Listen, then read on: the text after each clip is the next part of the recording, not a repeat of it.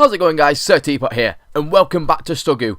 This is the week of March the 11th, and this week we're going to be covering up the upcoming games, all the big news stories from last week, and all my little bits that I put in between. But this week we're going to be starting off with the upcoming games, and we're going to start off with March the 12th, which is tomorrow, and we're going to be starting off with Deceiver Final Fantasy NT, which is apparently a new Final Fantasy game. Apparently it's free to play as well, and that'll be coming out on PC and the PS4. And then we've got the MX vs ATV All Out Anniversary Edition, which is coming out for PC, PS4 and Xbox One, and that's also coming out tomorrow on March the 12th. And then moving on to March the 14th, we have got Motorsport Manager, which is coming out for the Switch. And then we've got Division 2, which is coming out for PC, PS4 and Xbox One, which is coming out on the March the 15th, which I might be checking out myself, to be fair. It looks quite good, to be fair. I actually can't wait to play some of it myself. We've got the Fenimore Fillmore, I think that's how you say it, Fenimore Fillmore, Free Skulls of Toltecs, not a clue, it's coming out on PC, and that's coming out on March the 15th, and then we've also got something that I didn't know was coming out actually this week, the Lego Marvel Collection, which is coming out for the PS4 and Xbox One, which is coming out on March the 15th, which I'm pretty sure will probably include, obviously, like, the Lego Marvel Avengers and number 2 and stuff like that. I'm pretty sure they did, like, a villains version of the Marvels series and stuff like that as well, so that might be included in there and stuff like that. And then we've got from there, also coming out on the exact same day, One Piece World Seeker, which is coming out on PC, PS4 and Xbox One. And we've also got Workers and Resources Soviet Republic coming out on PC on the March 15th as well. And now we're going to moving on to the new release to play this week, and obviously out of all those games, to be fair, Lego Marvel Collection could actually take this, but Division 2 does just look absolutely amazing. Hopefully it is a lot better than the first one. The first one was a little bit of a letdown, but I'm hoping this time, like from what I've seen of it, and I have seen people play the beta as well, it does look actually really fun, so I'm going to maybe check it out at some point on the channel as well, so let me know if you would like me to check it out at some point. And then we're moving on to the Game Pass game to play, which is going to be Just Cause 4. And I absolutely love the Just Cause series. I played the Just Cause series free about a month ago or something like that. I've definitely going to download Just Cause 4 though, since it's just come out on Game Pass. It literally just came out of nowhere, so definitely going to pick it up and definitely going to play it on the channel sometime, because it's an absolutely great series. And moving on for that, we're going to be moving on to the Achievement to Achieve, which is also going to be in Just Cause 4. And it's called I Like to Keep My Options Open, which is to unlock every grappling hook upgrade in the game, which is for 50 gamer score, which is obviously one of those achievements that you've got to grind for and get going for, but I want to see people that have actually got this achievement. So if you have got this achievement or already working towards this achievement, let me know on Twitter. My Twitter should be down below. Send me a tweet and tag me in it, and I will check it out, and I may put it in next week's video at the end of the video, or during this little section that I've got here. So we'll see if any of you've got it or anything like that. And moving on from this, we are going to the news from last week. And from last week, we are starting off with Anthem has been, the Anthem, if people have been playing Anthem on the PS4, has apparently been killing their PlayStations to the point where they don't turn back on or work anymore, which is a bit of a bad thing to be coming from EA, to be fair. Another big letdown from them, to say that they've brought out Apex, which were actually a really big surprise and actually did really well. The Anthem had a lot of promise, it looked very good, but to me it seems like another No Man's Sky letdown, and now it's just dove itself into the ground even more. Maybe even further than Fallout 76 did at this point. Killing consoles is a whole new level of fucked, so hopefully they can fix it and get an update out that'll maybe actually fix some problems with the PS4 users.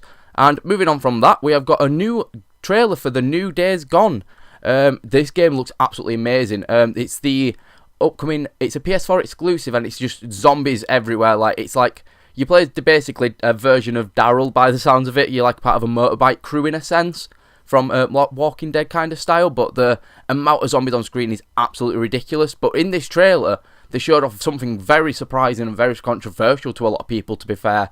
Is an actual zombie child and children actually in the game that you can actually kill, and actually that actually try and kill you. So it's brought up a lot of controversy and stuff like that, but they have brought up the argument that it is literally just a video game, and it is like zombies and stuff like that, and it is what would actually happen in that sort of situation. But we'll see what other people have to say about this, because I saw it and I wasn't too bothered about it. I thought it was very different, to be fair. It is a good way of making your game out there and making it stand out, but there's ways to go about it. We'll see what happens when the game actually comes out, and maybe they may have taken them out by the time the game comes out, but I doubt they will have done.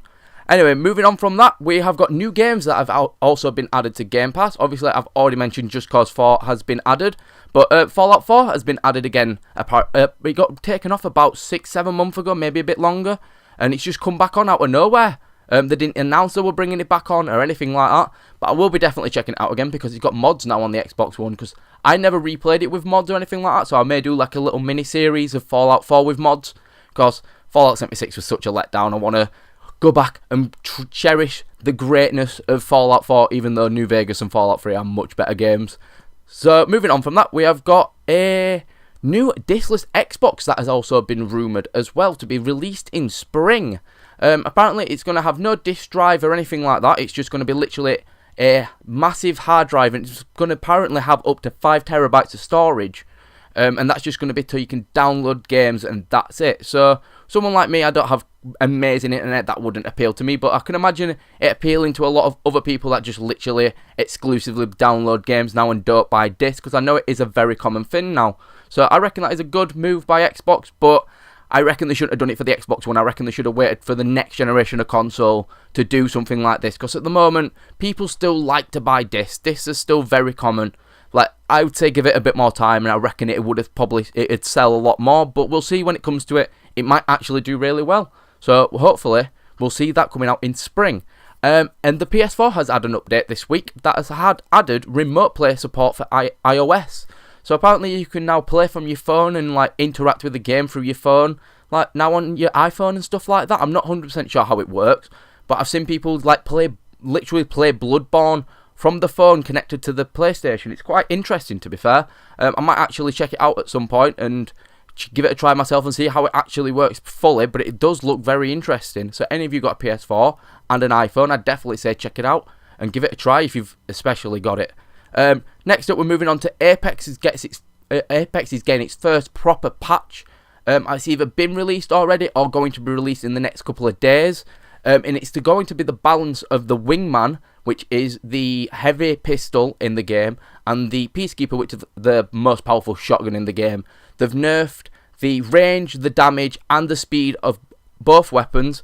Also with the extra abilities that you can put on them, like I think they're called hop-ups, where you can get the Skull Crusher and stuff like that for both weapons. The damage has been majorly reduced for both of them as well. So the gun has become a bit weaker, but they're still pretty powerful. They're still up there, really good guns. So they haven't nerfed them to the point where they're ruined. So at least the game is still more balanced and still quite fun to do. And the last bit of news that we've got this week is Division 2 is coming out, obviously, like I've said, this week, and it's going to have a 100 gigabyte day one patch update, which is probably the biggest day one patch I've heard for any game ever. I don't even think GTA 5 had one that big. So I don't know why Ubisoft have to release a 100 gigabyte day one update when they could have just put it in the game already. But this also includes people that have bought the game on disc as well. So if you're a person that does buy disc, you're still going to have to download this 100 gigabyte update no matter what. So if you bought the disc because you've got slow internet, well, it doesn't matter. You're still going to have to wait a very, very long time to play the game now. It's a very, very bad thing for Ubisoft to do, I believe. Like, very last minute to announce it as well. They could have let people know a lot sooner. Would have been a lot nicer, but Ubisoft, what can you expect at this point? Well, anyway, guys, if you enjoyed that episode as much as I did, make sure you leave a like and subscribe for daily content. And I hope to see you guys in the next video. And peace!